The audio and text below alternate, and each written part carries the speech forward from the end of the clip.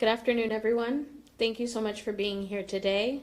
My name is Isa Peña. I use she, her, ella pronouns, and am representing Oregon for All, an over 80-member immigrant and refugee justice coalition. I'm also the Director of Strategy at Innovation Law Lab. We are here today to respond to the Trump administration's heinous efforts to use the 1798 Alien Enemies Act to target immigrant and refugee communities.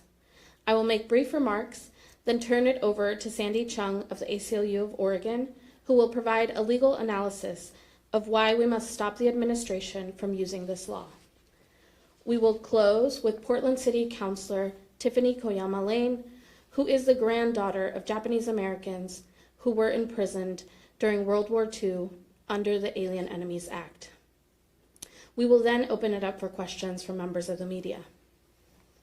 Oregon is home to more than 400,000 immigrants and refugees.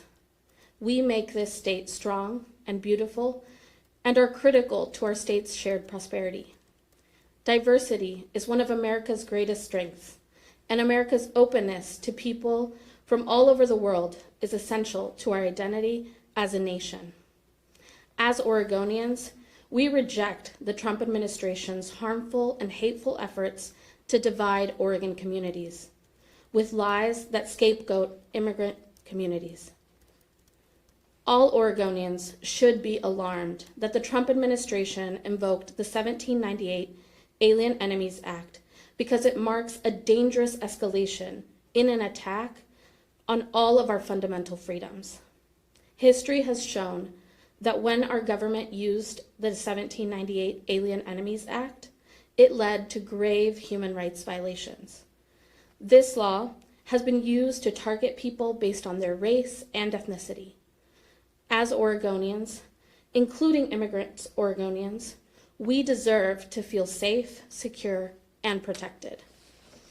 Just like generations before us, today's immigrant Oregonians contribute to our communities, pay taxes, and should not have to live in fear of the Trump administration tearing apart families and communities. We need elected leaders, including congressional leaders, to intervene and condemn this dangerous action. Oregonians should work with us and Oregon officials to ensure that our state's sanctuary law is upheld and prevent the use of our state's resources in illegal and unconstitutional attacks on our immigrant communities. If you or someone you know needs free immigration legal assistance, please contact Equity Corps of Oregon.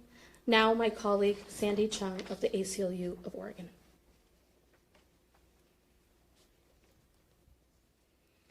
Good afternoon, everyone. My name is Sandy Chung. My pronouns are she and her. I'm the Executive Director of the ACLU of Oregon. The ACLU of Oregon is a nonprofit, nonpartisan organization dedicated to defending and advancing democracy, civil liberties, and civil rights with more than 44,000 members and donor supporters Oregon-wide. The Alien Enemies Act of 1798 is a federal law that allows the president to detain and deport the subjects and citizens of another country during times of war. Before last Friday, the only times this law was used were during America's three biggest wars: the War of 1812, World War I, and World War II. Last Friday, Trump invoked the Alien Enemies Act to deport people from Venezuela. However, obviously, the United States is currently not at war with any country, including Venezuela. Immediately, the ACLU of Washington, D.C., and Democracy Forward sued the Trump administration over its unlawful, unprecedented, and abusive application of the Alien Enemies Act. The lawsuit states the obvious. Trump's use of the Alien Enemies Act is unlawful because the U.S. is not at war. His cronies and subordinates are taking dishonest positions about the act to avoid the federal government's basic responsibilities under the law, to respect the constitutional legal protections that immigrants and refugees have in our country. On Saturday, the federal judge hearing the ACLU case issued a temporary restraining order that stop Trump from using the Alien Enemies Act in the immediate future. By the end of the day, the court broadened the temporary restraining order to cover everyone in danger of removal under the act. Although the majority of people and voters across our country have asked federal elected leaders for immigration reform that is fair, humane, and orderly, Trump's actions since Inauguration Day have made our immigration system extremely unjust, inhumane, and chaotic. Trump's cruel and senseless attacks are very harmful to our immigrant and refugee loved ones, friends, and neighbors, and extremely harmful to our country and state as well. I want to remind folks that even during times of war, US presidents have used the Alien Enemies Act in terribly unjust ways. For example, during World War II, this is the law that was used to target German, Austro-Hungarian, Italian, and Japanese immigrants based solely on their ancestry and nothing more. We are a democracy, not a dictatorship, and Trump is not above the law simply because he holds the position of president. Our democracy is in danger because Trump is not acting like a president. He is acting like a dictator. Dictators are bullies that go after people and groups they perceive as vulnerable, and their power comes from making threats and using fear to prevent people from standing up for what is right. This is why bullies and dictators are defeated when decent, honest, and fair people stand up and say, no, not on our watch. The ACLU of Oregon is determined to not allow the worst of our history from repeating itself. We will defend our fellow immigrant and refugee Oregonians from Trump's cruelty and injustice. Trump has come after not just undocumented people, but has targeted people with valid work visas and green cards too. If we do not check Trump, he will simply keep broadening his net of injustice to include many more people and communities. This is why we must effectively fight back against these unlawful and unjust actions by the President of the United States. This will make all of us safer. We ask you to join us in defending Oregon, a place that we all call home. Now I would like to introduce Tiffany Koyama Lane, Vice President of the Portland City Council. Thank you. Hi, my name is Tiffany Koyama Lane. My pronouns are she, her. Oregonians know too well the ugly and shameful history of our federal government misusing our laws to target my family, Japanese Americans, in the 1940s. It was wrong then, and it's wrong now. My family was forced into World War II incarceration camps.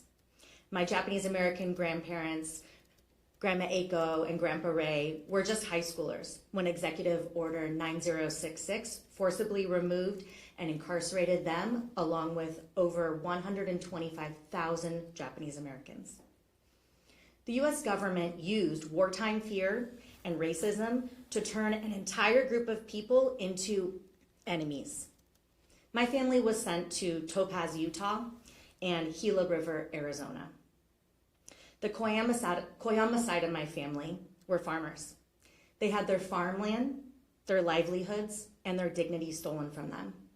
My great-grandpa Koyama was one of the men who was targeted early and was taken from his home first. This was done strategically in order to destabilize families and also to test the waters to see what was possible. That's part of why when I watched the video that Mahmoud Halil's 8-month pregnant wife took of him being forcibly taken from his home hit so hard and still haunts me right in this moment. We see the same actions. We see the same rhetoric being used by the current administration, targeting groups based on their ethnicities, their religious identities, or for exercising their right to protest. When people in power can turn our neighbors into enemies so easily, none of us are safe. It is our responsibility to stand up for everyone in our state. Trust once lost is very hard to regain.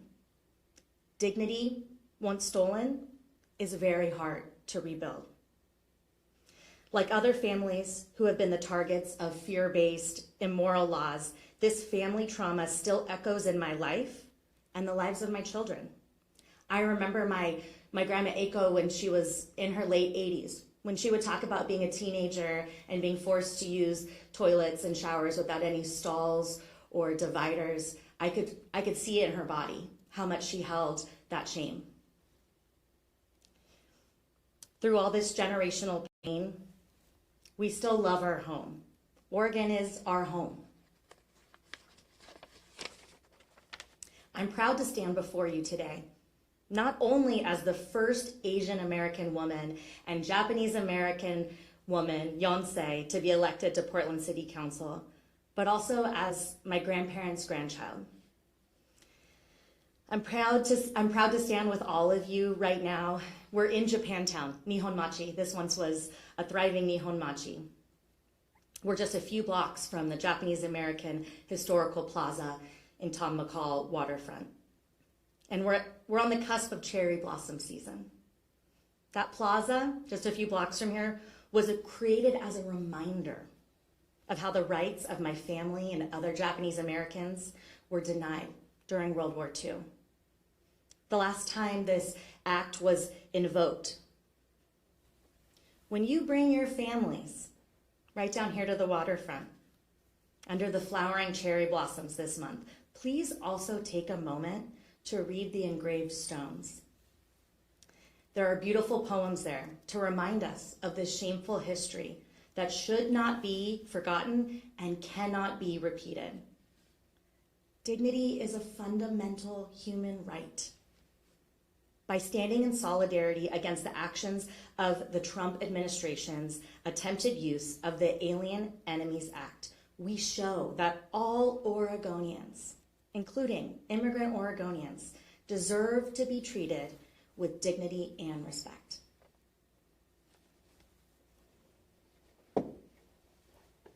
Now we will open it up for questions from the media. Yeah. So locally, you know, you mentioned 400,000 folks out here could be impacted. I just kind of want to dig in a little bit deeper on that local impact. Are people scared? Do we know people who are personally worried that they're going to be sent on a plane and sent somewhere? Can you maybe go into that a little bit more? Yeah, thank you for the question. I think every Oregonian should be alarmed by what is happening, regardless of if they are Venezuelan or of the impacted community. This is a severe escalation from the Trump administration to attack immigrant Oregonians and immigrant communities across the nation.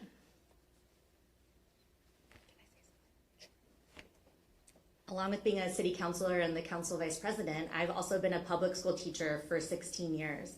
And I have been speaking with my constituents, some of who are asylum seekers, who are telling me that they're afraid to send their children to school. I am hearing from teachers who are telling me that they have students that aren't coming to school because their families are scared. So yes, this is very real and it's impacting our communities in big ways. Thank you. The other thing I wanted to note is by invoking the Alien Enemies Act, Trump basically makes it almost impossible for us to know the facts of the people who are being deported, right? So we don't know their immigration status. We don't know, we often can confirm other details about them. And what we also know is right now, what we're seeing across the United States is the Trump administration isn't just coming after undocumented people, it's also coming after green card holders, as well as people with H-1B visas. And so to be honest, my family, we have a trip outside the country in June, and my husband is a green card holder, and we're very much talking about making sure we have the pieces in place that if something happens when we try to enter the country, that we have the resources and connections to attorneys available. So when we say that all Oregonians should be concerned, this is reality. This might already be known, so I apologize, but the people who were put on that plane over the weekend and sent, Do you know if any of them were living here in Oregon? I think the only people that we know of for sure are the 5 that were in that lawsuit, and unfortunately, I think it's hard to tell if any of them were Oregonians or not at this time. See if there are any questions online. How many people who were deported this weekend under the Act were arrested in Oregon or Washington? Do you know if any of the people who were deported under the Alien Enemies Act this weekend were being detained in Tacoma?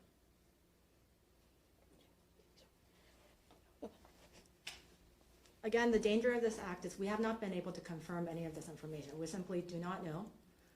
We do know that right now the ACLU and our partners are in processes to get more information about the planes that were flown out. But again, the danger of the invocation of the Alien Enemies Act is the presidential administration, can they do what they want without the oversight of the courts, which means, again, it's very hard for us to confirm any of this information. I just also want to highlight, I was speaking about my Grandma Aiko and Grandpa Ray that were incarcerated during World War II under the Alien Enemies Act, and they both were born here in the United States and were U.S. citizens. So just want to highlight how scary this can be.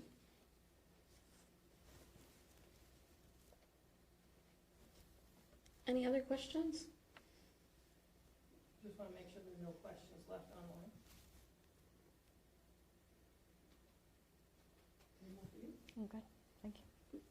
All right, that concludes the press conference. Thank you. Thank you. Yeah, maybe I'll just snag Christina, do you want me to end it here?